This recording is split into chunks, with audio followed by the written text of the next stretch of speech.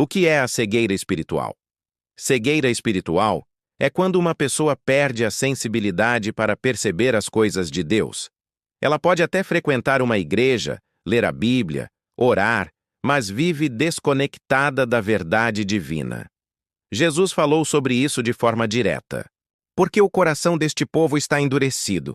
De má vontade ouviram com seus ouvidos e fecharam seus olhos, para que nunca com os olhos vejam, nem com os ouvidos ouçam, nem do coração entendam e se convertam, e eu os cure. Mateus 13:15.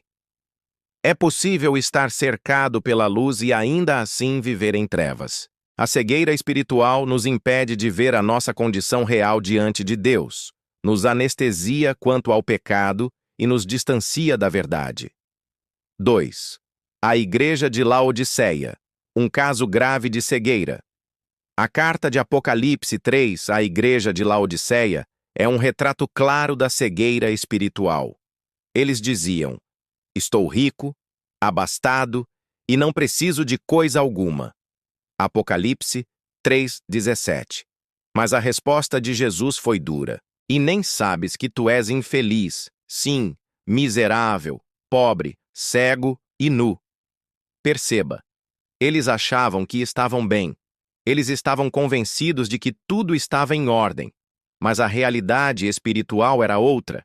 E isso é a cegueira espiritual, quando você perde a capacidade de avaliar a sua vida com os olhos de Deus. 3. Como ela começa? Os primeiros sinais. A cegueira espiritual não aparece da noite para o dia. Ela começa em pequenos detalhes. A. Quando a palavra já não te confronta, você lê a Bíblia, mas não sente mais o incômodo que sentia antes.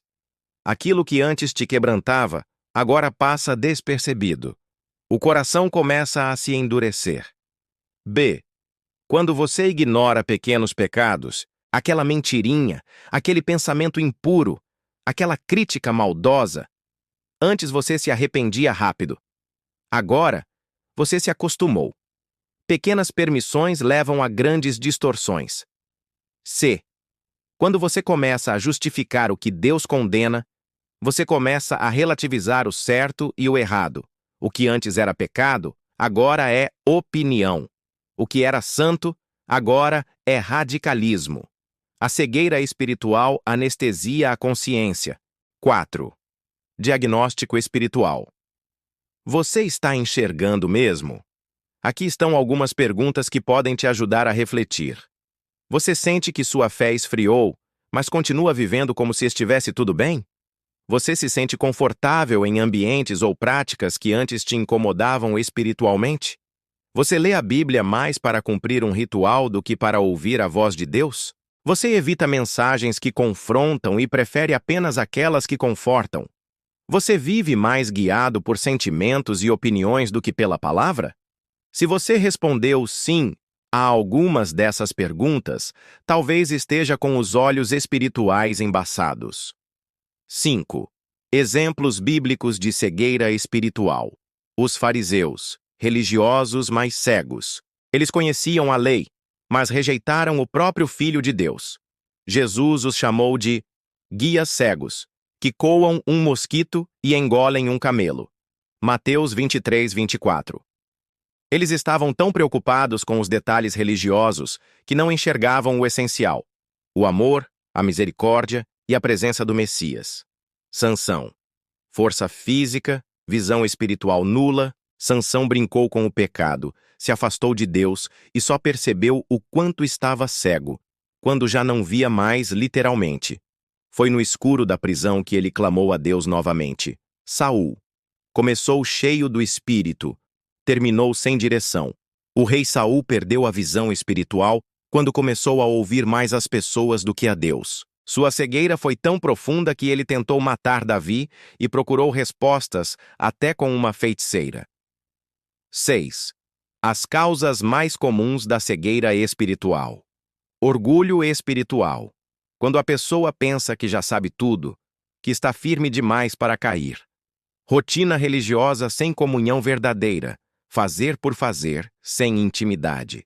Pecado não confessado. Um coração sujo vê tudo distorcido. Autossuficiência.